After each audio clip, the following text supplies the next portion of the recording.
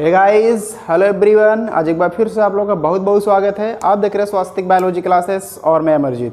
और मैं आपको बता दूं कि आज हम जिस टॉपिक के ऊपर डिस्कस करेंगे वह सेक्स डिटर्मिनेशन का नेक्स्ट टॉपिक है, जिसका नाम है haploid and diploid types of sex determination, यानी अगुणित एवं द्विगुणित प्रकार की सेक्स निर्धारण की क्रिया विधि।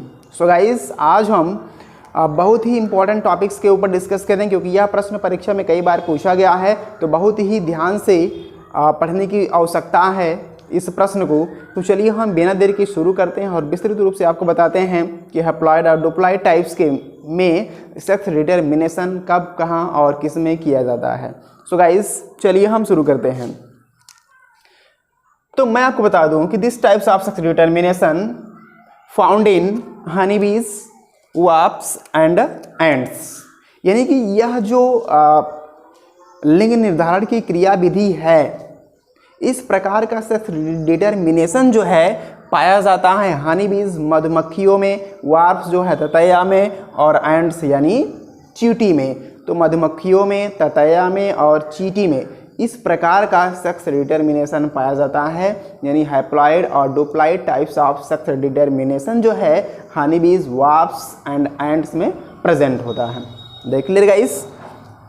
अब आपको बता दें कि जो मधुमक्खी होती है उनमें सेक्स डिटर्मिनेशन कैसे किया जाता है, क्योंकि बहुत इंपॉर्टेंट है सेक्स डिटर्मिनेशन इन हनी बीज। परीक्षाओं में पूछा जाता है कि मधुमक्खियों में लिंग निर्धारण कैसे किया जाता है। तो आज हम इस वीडियो के माध्यम से बहुत ही सरल ढंग से जानने वाले हैं कि मधुमक्खियों में लिंग निर्धारण कैसे किया जाता है। अर्थात आप यह जान लीजिए कि मधुमक्खी जो है एक बहुत ही सामाजिक इंसेक्ट, बहुत ही सामाजिक कीट है, जिसमें जो है haploid and diploid types of sex determination पाया जाता है।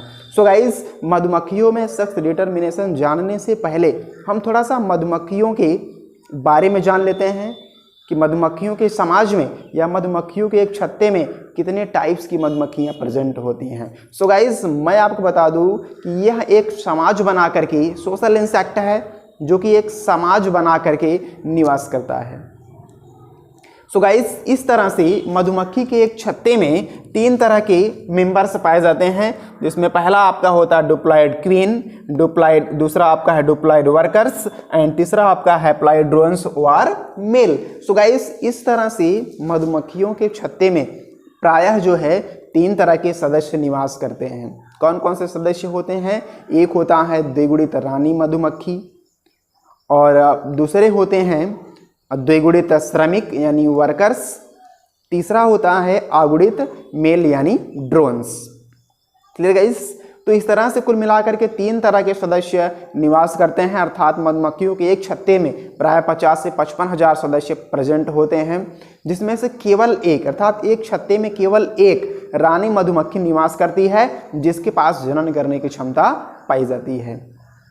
दूसरे होते हैं अनफर्टाइल फीमेल वर्कर्स जो होते हैं, इनकी संख्या लगभग 50,000 होती है एक छत्ते में, और यह जो है जनन में भाग नहीं लेते, क्योंकि इनके पास फर्टिलाइजेशन करने की क्षमता नहीं होती है। तो गाइस, अगला आपका है तीसरा हैप्लॉइड ड्रोन्स मेल। यह फर्टाइल मेल होते हैं, अर्थात इनके पास भी जनन करने की क्षमता पाई जाती है, यानी अभी शुक्राणु का फॉर्मेशन कर सकते हैं। सो गाइस, एक छत्ते में एक रानी मधुमक्खी प्रेजेंट होती है, जिसके द्वारा अंडे देने और बच्चे को निर्मित करने की प्रक्रिया की जाती है।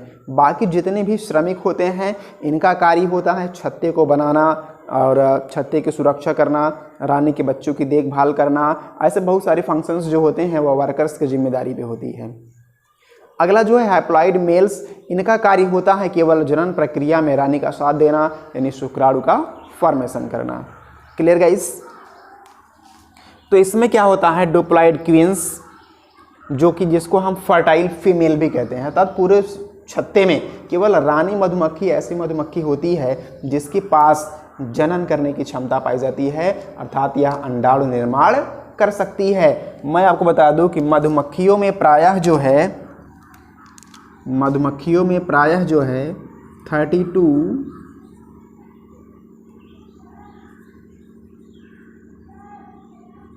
क्रोमोसोम्स पाए जाते हैं, अर्थात मधुमक्खी में 32 गुणसूत्र पाए जाते हैं। क्लियर? अब जो द्विगुणित होगा उसके पास 32 होगा, यानी 32 गुणसूत्र युक्त कौन कौन से हो सकते हैं? डुप्लॉइड क्वीन हो सकता है, डुप्लॉइड वर्कर्स हो सकते हैं। अब यह हैप्लॉइड है तो इसके पास गुणसूत्र होते हैं 16। क्लियर? तो जो क्वीन होती है इसको हम क्या बोलते हैं? इसको हम डुप्लॉइड क्वीन को हम क्या बोलते हैं? फर्टाइल फीमेल, अर्थात यह जनन योग्य फीमेल है। पूरे छत्ते में केवल रानी मधुमक्खी ऐसी मधुमक्खी होती है जिसके पास जनन करने की क्षमता पाई जाती है, अर्थात यह अंडाणुओं का निर्माण करती है, क्योंकि मादा का हमेशा कार्य होता है अंडाणुओं का निर्माण करना। दूसरा है डुप्लॉइड वर्कर्स, यह द्विगुणित श्रमिक होते हैं। इसमें भी जो फर्टाइल फीमेल होते हैं, जो भी श्रमिक होते हैं, वह अविकसित मादाएं होती हैं, अर्धविकसित मादाएं होती हैं, जिसको हम अनफर्टाइल फीमेल बोलते हैं, क्योंकि इनके पास फर्टिलाइजेशन की क्षमता नहीं होती है। दूसरा आपका है डिप्लॉइड ड्रोन्स यानी मेल, यह फर्टाइल मेल होते हैं। यह हैप्लॉइड होते हुए भी शुक्राणु का फॉर्मेशन करते हैं, क्योंकि इनमें जो है समसूत्री विभाजन पाया जाता है। तो यह तो हो गई मधुमक्खियों की बात।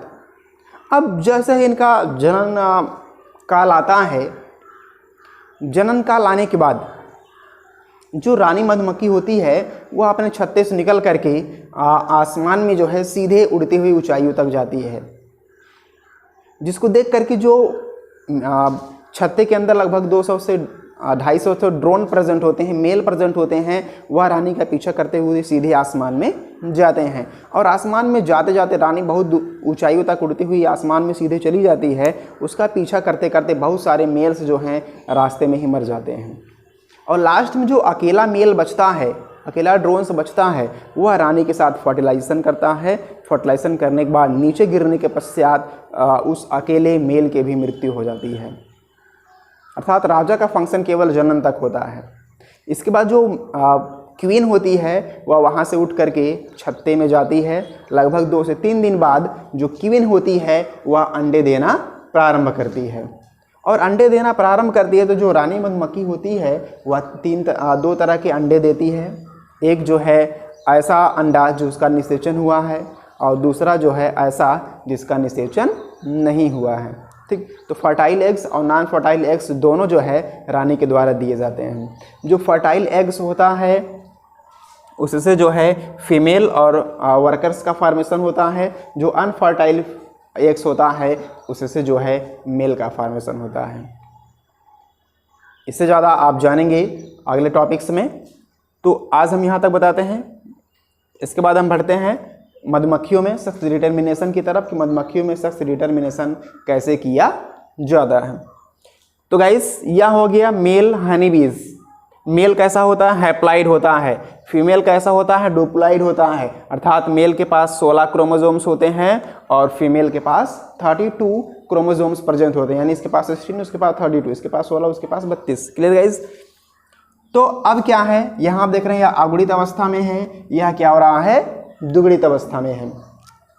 जब गैमेटोजेनेसिस प्रारंभ होता है, युग्मक निर्माण की क्रियाविधि का प्रारंभ होता है, तो उस समय क्या होता है, जो फीमेल है उसके सेल में मियोसिस सेल डिवीजन होता है, यानी अर्धसूत्री विभाजन होता है। और गाइस अर्धसूत्री विभाजन में आप जानते हैं कि जितना पेरेंट्स सेल में क्रोमोसोम्स होते हैं उसका हाफ हाफ हो जाता है।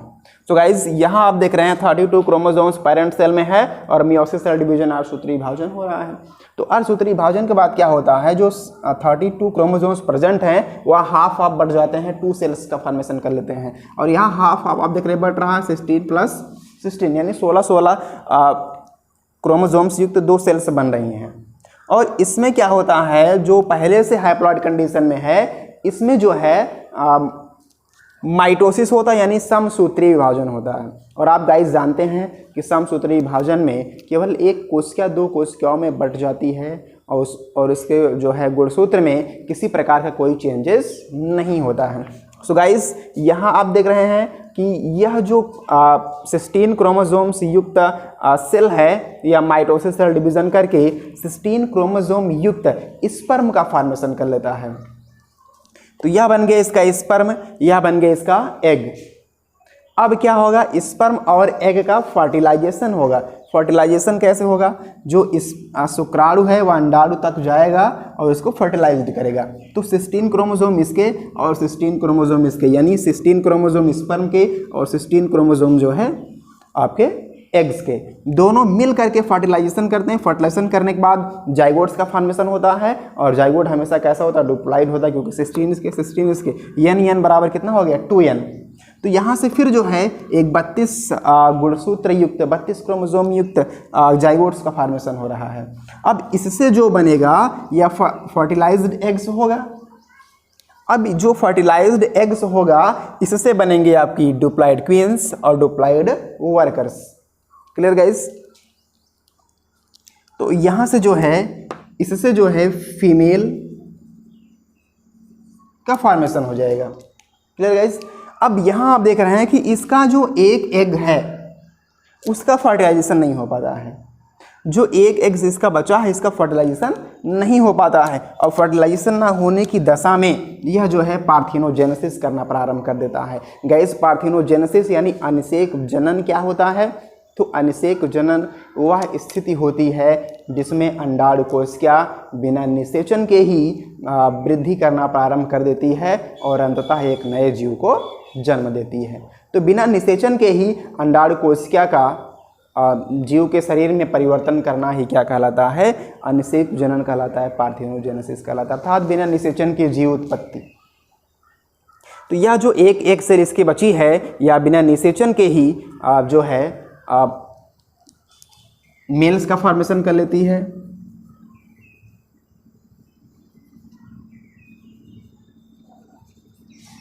Clear guys? तो जो दूसरी एग सेल बची है उसमें पार्थिनोजेनेसिस होता है। पार्थिनोजेनेसिस होने के बाद जो है यह अनफर्टिलाइज्ड एग्स के रूप में जो है मादा के द्वारा दिए जाते हैं।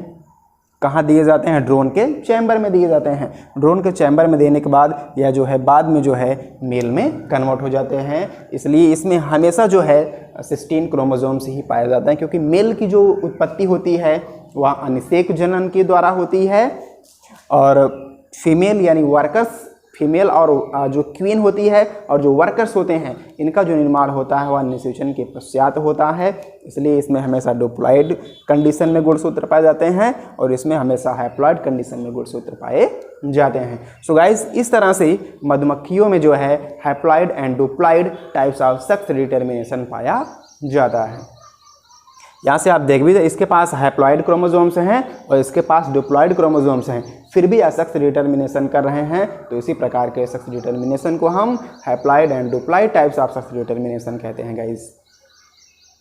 तो आई होप आप इस प्रक्रिया को बिल्कुल अच्छी तरह से समझ गए होंगे।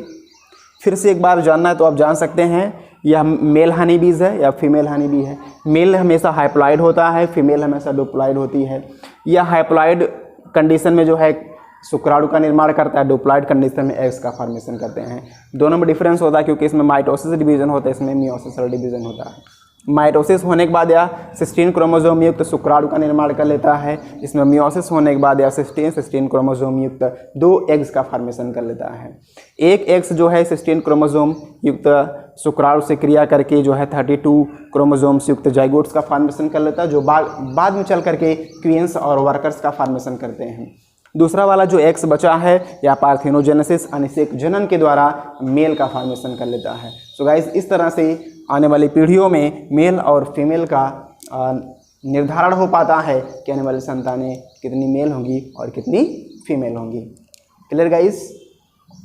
तो इस तरह से haploid and diploid types of sex determination मधुमक्खियों में पाया जाता है। सो गाइस, आज के वीडियो में बस इतना। मिलते हैं नेक्स्ट वीडियो में नए टॉपिक के साथ। सो गाइस, अभी तक अगर आपने चैनल को सब्सक्राइब नहीं किया तो चैनल को जरूर से जरूर सब्सक्राइब कर लें, अपने मित्रों तक जरूर शेयर करें, वीडियो पसंद आए तो लाइक जरूर करें।